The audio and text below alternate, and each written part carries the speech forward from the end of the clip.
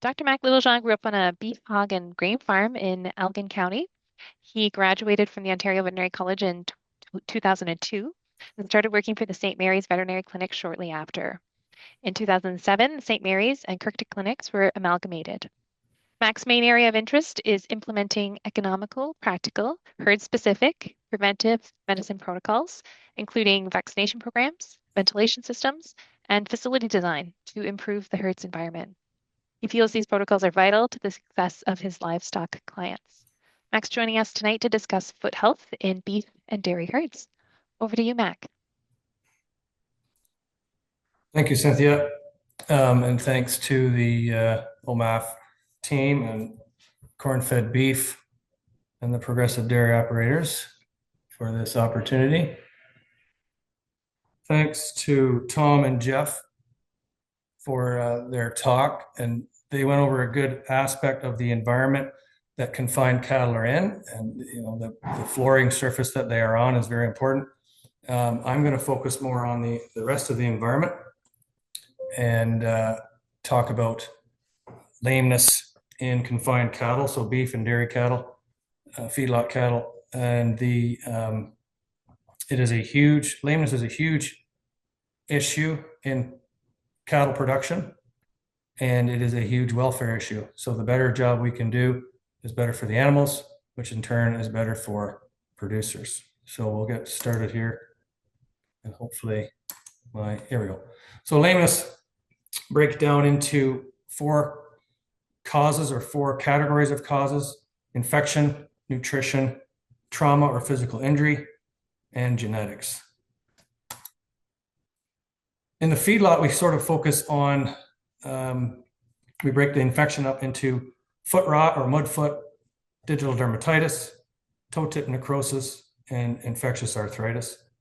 In the nutrition category, we've got laminitis or founder, mycotoxin necrosis, and we have frostbite, sprain, and broken bones in the trauma or physical injury, and of course, poor conformation with respect to genetics. I'd also like to make a statement that I'm very fortunate to be a classmate and a friend of Dr. Gerard Kramer. He is a professor at the University of Minnesota, and his area of expertise and research is lameness. And he studies predominantly in dairy cattle, but that is his main area of study. So his team at the University of Minnesota has broken the lameness into two sections: major lesions and minor lesions. And you'll see that in the last slide, I highlighted the foot rot and digital dermatitis, and I've highlighted for the feedlot, and in the dairy cattle, I've highlighted digital dermatitis as well. So the major lesions that Dr. Kramer classifies are digital dermatitis, sole ulcers, white line disease, and thin soles. And here are some pictures of those lesions. Dr. Kramer then categorizes his minor lesions as corkscrew, claw, hemorrhage of the sole, and foot rot. And I've highlighted that one as well. So for the purpose of this presentation, I'm going to deal a lot with foot rot and digital dermatitis. They are the two infectious causes that we see most within both industries. And there are some pictures of the minor lesions in the dairy. So lameness is a huge production limiting condition.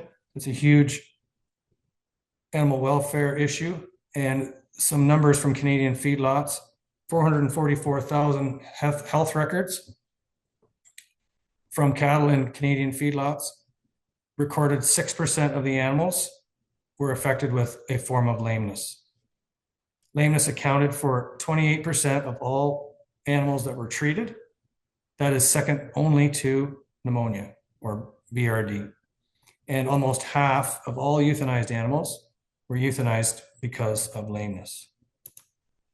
In the US, the numbers there are 15% of treatments were because of lameness, 5% of the deaths, and a staggering 70% of prematurely slaughtered animals or because of lameness. In the dairy cattle, and the previous presenters discussed this, that as the cow ages, her chance of having lameness increases. The lameness in a second lactation, third lactation, and fourth and greater lactations have a chance of becoming lame at 1.6, 3.3, and 4 times more than a first lactation animal. So the older they are, the more important it is to monitor lameness and correct it quickly. So we're going to talk about digital dermatitis and foot rot in the infectious lameness category. Digital dermatitis has been a hot topic for a long time, and Dr. Kramer has done a lot of studies on this form of lameness. Also called hairy heel wart, strawberry foot rot, raspberry heel. It is a highly contagious form of lameness. It's a highly contagious infection, and it is caused by a group of bacteria, and there's more than 10 bacteria that have been isolated to cause this lesion. And these bacteria are all anaerobic, which means they do not like or do well in a high oxygen environment. They prefer anaerobic environments. The bacteria is a family of treponemes, and they cause significant lameness. And here's a schematic of all of the bacteria that have been isolated from digital dermatitis. So if you were to take this to an immunologist and say, can you please make me a vaccine? I would like to see what they would say. It's almost insurmountable to get a vaccine for this condition based on the number of bacteria present. The picture on the far left is a picture of an early active lesion of digital dermatitis. The one next to it is an active lesion of digital dermatitis. On second to the right is a chronic digital dermatitis lesion, and on the far right, a very chronic lesion. So if we can remember what those pictures look like, I'll just flip back and forth a little bit, because it's very important to the life cycle of digital dermatitis. So ideally,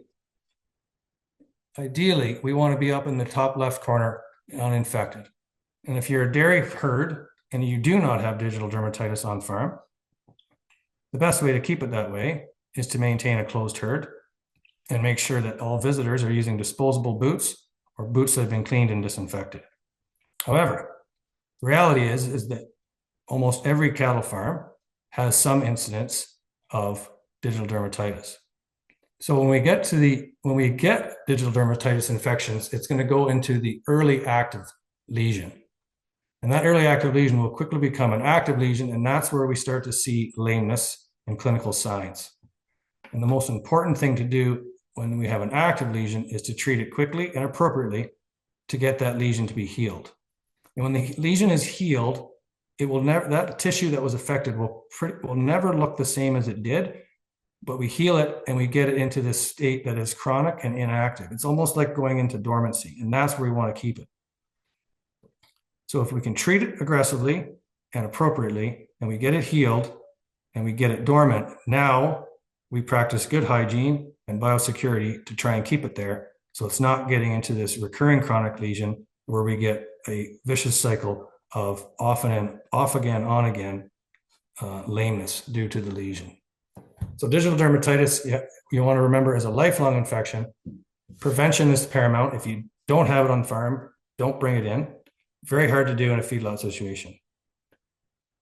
I realize that, but we want to use hygiene and biosecurity at the best we can to prevent its spread. So to control digital dermatitis, hygiene, that is paramount. And this is the aspect of cattle farming where we have to borrow from our neighbors in the swine world. Pig farmers are excellent at biosecurity. They are excellent at going from clean pens to dirty pens. You want to visit your dirty pens last. If you have a pen that has digital dermatitis in it, that should be the last pen you visit during that day. Boots should be clean. Boots should be disinfected in between. Always start clean and work your way dirty. If you've got barns that have digital dermatitis in it, you want to visit those last. And then within that barn, clean pens to dirty pens. In a dairy situation, you always want to clean your boots after visiting the cows if you've got digital dermatitis in your cows. And you always want to start, if you can, with younger animals. Concentrate on your young animals for not getting the infection in the first place. So you want to keep your manure buildup to a minimum. Again, remember, these bacteria are anaerobic. They do not like oxygen. So if we increase the oxygen in the environment, which means decreasing the amount of slurry and mud and manure, the bacteria will do worse and the foot will do better. And then part of the hygiene and biosecurity tools we have are foot baths. So we have a picture of on the top there is a ideal environment for digital dermatitis bacteria to grow and spread between cattle. Beneath that, we have a slatted floor barn, much better than the above picture. There's no doubt about it. Is it immune to the digital dermatitis bacteria? No, it's not. This is a gold standard. And if you don't have a slatted floor barn, if you've got a pack barn, this is your gold standard. This is what you should try and achieve. I realize that you can't have these pens like this all the time. Straw is not cheap. It does cost. However, if we know what the gold standard is and what we're trying to achieve, if we can be close to this as possible, as often as we can, then we will greatly reduce the amount of lameness due to infectious causes on the farm. Some dairy pictures on the left. I hope everybody can see my pointer here. So on the left, we've got dairy cows. I believe it looks like they're tied up, and we've got a significant amount of manure. If you look at the back leg on this cow on the front part of the picture, you cannot tell where her coronary band is. You can't really see the skin and the hair between the coronary band. Now, the coronary band is where the skin meets the hoof. Can't really see that. Can't really see that skin up into the dew claw. And we can see this tsunami of manure coming down with this scraper. So we've got clean alley here, a big pool of manure, bacteria. And if you look at this cow here that just went through this beautiful pool of manure, you can see how high the manure is up on her leg. That is a perfect environment for those bacteria to set up shop on the skin of that foot and cause digital dermatitis. This is what we want the foot to look like. There's your coronary band. There's your hair and your skin in between and your dew claw. We want a lot cleaner than over here. Foot baths. There's all sorts of different types of foot baths. There's all sorts of designs. Dr. Kramer has given me his ideal foot bath, and of course, we're going to work from that, and we can make it work practical on most farms. Here's a cow walking through the foot bath. She goes through pretty quick, 2 dunks per foot. This one gets 3 dunks per foot. If you can get 2 dunks per foot on a foot bath, that is ideal. This cow likes to take her time. Gerard would like the foot bath to be at least 10 feet long. 10 to 12 feet long is most practical for most barns. You can make it longer. It's just going to be more cost and more product going in it. This is his ideal cross section of a foot bath. He likes 24 inches sidewalls. And what that does is it prevents splash of the product out of the foot bath. So it keeps more product inside, and therefore it keeps the foot bath full. The footprint is 3 feet wide, and he doesn't like the curb any higher than 11 inches going into the foot bath. As far as the frequency of the foot bath, the best answer I can give you is that if you have had digital dermatitis and you no longer have any, because of the frequency of your foot bath, then your frequency is bang on. If you've got too much digital dermatitis,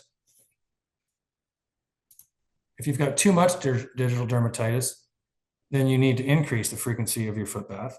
And of course, you also have to make sure that the environment, the hygiene of the foot is in better shape. So getting rid of excess manure.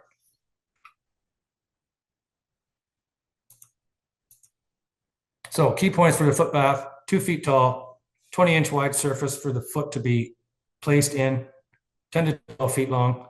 The 2 products that are best used are formalin. And I will say that formalin is a carcinogen. So if you're going to use formalin, please use it with an automatic filling apparatus. Do not use any handling. Formalin works at all temperatures, and so it works very well through the winter. Copper sulfate, if you're going to use it, it needs to be an acidified copper sulfate. And the reason that is because an acidified copper sulfate will get into the solution, will become dissolved better than a non-acidified copper solution. So if you have a non-acidified copper sulfate, what you'll find is that after you have mixed up your foot bath solution and then you dump the water, you will find some of the copper sulfate on the floor of the foot bath. It'll just be out of solution. You'll still see the granules there. So we need to use an acidified product, drop the pH between 3 and 5. And if these foot bath solutions for both copper sulfate and formalin should be 3 to 5%. Prevention. In the feedlot, we want to clean out and scrape the pens as often as practically as possible. And that has to do with cost of straw, number of animals, stocking density, all that stuff. You want to allow the manure residue to dry between fills, and you want to increase your bedding amount and frequency so the pack stays drier longer. Foot baths in a feedlot situation are definitely more difficult. There is no doubt about it. However, we can use foot baths strategically, remembering that the digital dermatitis, especially digital dermatitis, tends to show up in the feeding period later, at the end of the feeding period, when animals are over 1,000, 1,200 pounds. So if you are going to be processing these cattle for an implant or sorting, etc., that is the time to run them through a foot bath. So in a feedlot situation, strategically and as much as practically possible, without putting undue stress on the animals, because these animals are not used to being handled every day, not like dairy cattle. In the dairy barn, you want these alleys scraped more often so that you don't have as much of that slurry. Ideally, Dr. Kramer, he hates automatic scrapers. He realizes that they have a purpose, but ideally he would, for digital dermatitis, he says he would love everybody to milk 3 times a day, and he would like everything to be skid steer scraped. That way there are no cows in the barn when that manure is being scraped. However, we know that's not going to happen. So scrape your alleys more often so that that amount of manure is not as much and the cattle don't have to be swimming in it. Avoid cows being locked up with an automatic scraper. That picture that we just saw where you saw the automatic scraper and the cow had to walk through it. Try to avoid that. Same thing on your bedded packs. Increase the bedding amount and frequency so the pack stays drier longer. As far as the foot bath goes, as they exit the parlor or the robot, set up the foot bath as often as required to keep your digital dermatitis and foot rot to a desired amount. If you don't like the amount you have, increase your foot bath frequency. Simple as that. Treatment of digital dermatitis: clean off the manure with soapy water. Use a tetracycline paste. I like to use 2 grams of tetracycline powder with some glycol. The nice thing about propylene glycol is it doesn't freeze and will work well in cold weather. Dr. Kramer did a study on these tetracycline paste amounts, and he looked at 25 grams, 5 grams, and 2 grams of tetracycline powder. And he found that 2 grams of tetracycline powder per affected foot worked as well as 5 grams or 25 grams. Now, as far as the dairy side, for dairy farmers, he also found that those varying amounts of tetracycline also went from a 0 milk withdrawal to 0 hours milk withdrawal to a 70-hour milk withdrawal. So you have to be very careful when you're dealing with tetracycline in milk cows that we're not absorbing this stuff into the skin, through the skin, and getting it into the milk. So that's another reason to use a lesser amount of tetracycline. 2 grams is all you need. If you don't need injectable antibiotics with digital dermatitis unless you've had a secondary cellulitis. So cellulitis is an infection that has gotten underneath the skin and it has caused the foot to swell. Dairy cows, same thing. Move them to a clean, dry pen for a few days. And with all causes of lameness, whether it's feedlot, dairy, doesn't matter, lift the foot and determine the actual cause. Don't assume what it is until you actually have lifted the foot. RAPS. Dr. Kramer also did a lot of work on RAPS, and he has found that they do not change outcomes. A few years ago, I was at the Dr. Kramer's opinion of RAPS was 3 days maximum. Put it on, leave it on there for 3 days, take it off. And then a few years later, I was at a talk that the cattle feeders put on up in Elmwood, and Dr. Dorothy Dopfer from the University of Wisconsin was there. And she was giving the producers her opinion of RAPS for digital dermatitis. And she had a beautiful, sleek way of putting a very minimal amount of RAP on a foot. And she said, leave it on for 1 day. So now Dr. Kramer has come out in the last couple of years and saying, no RAPS at all. Make a paste, clean off the wound, make a paste, and get them in a clean, dry environment. And the reason for that is that he has seen too many problems, and these RAPS can cause potential for harm.